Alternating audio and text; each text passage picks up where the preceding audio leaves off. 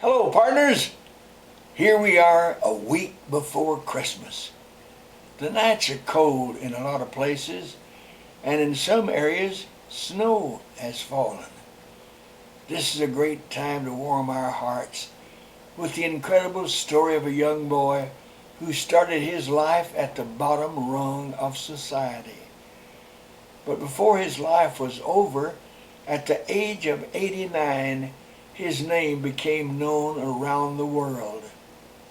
Now listen to this. Many months ago we first told you about this amazing young man. And due to the comments that the story got, I'd like to retell it to you right now. Okay?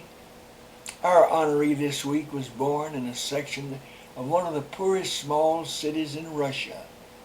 When he was still a very young boy, his dad told the family that he had finally saved enough money to fulfill the family's dream, and that was to move to America.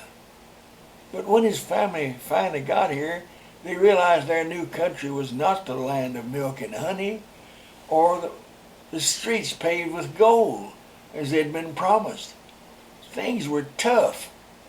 Well, immediately our young honoree went to work selling newspapers that had been dropped to him in bundles from the passing L train overhead before the sun came up every morning. Amazingly, he was able to learn English by reading those papers and talking to the people who had bought them. Partners, by the time he was 15, he had gained such a reputation as a hard worker. A generous man gave him a job as mail clerk in the offices of a brand new company in downtown Manhattan. Not only did he deliver all the mail, as he was told, he read every letter that had already been opened. In less than a year, he became an expert on the way the company operated. Although he didn't tell anyone. Well, during the next decade, the young man grew in stature at the company. Despite his strong Russian accent, he was promoted to office manager. Soon he became friends with the man who had started the company, a European inventor. He gained even more favor with the inventor when he began secretly delivering flowers and candy to the many female admirers the inventor had. And he kept that a secret too. Golly. In order to test some of the company's new equipment, he often stationed himself on the top floor of the Wanamaker department store. What did he do? Well, there he put on a pair of headphones and began listening. You see, the European inventor who had befriended him was none other than Guillermo Marconi.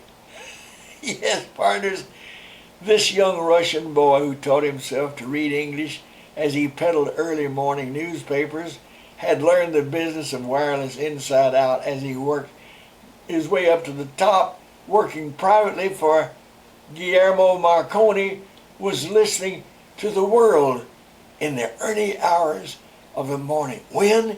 In the early hours of the morning on April 15th, 1912. Couldn't believe what he was hearing. This is a distress call from the ship that was supposed to be unsinkable, the Titanic. Our honoree stayed at his telegraph key for nearly 3 straight days, helping with the rescue and bringing in reports of survivors.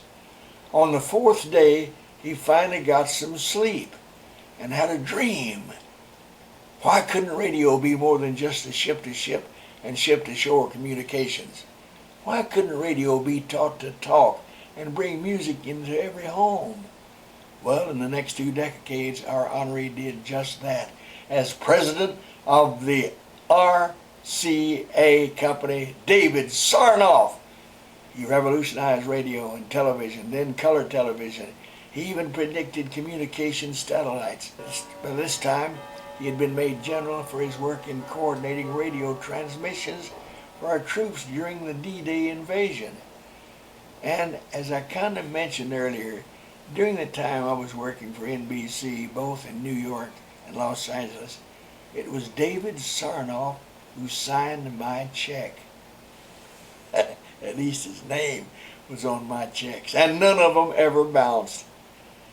Partners, the story of David Sarnoff is a story of the fulfillment of the real American dream. Partners, think of this. A little boy comes to the United States from Russia, speaking not a word of English, and in just a few decades becomes one of the most innovative and powerful executives in the country. In many ways, much of my career would have not been possible without him and his ideas. So let's say his name again, General David Sarnoff. Well, join me again next week on the day after Christmas for the story of a young boy who was a lot like Tiny Tim from Dickens' story, A Christmas Carol. I'll see you then. Now, you know the drill. Find that big red X up there at the top and click it, and you'll be magically transported back to the report page. Golly, Dennis, I love this story. I love it. I love you guys. Go get 'em, Tigers!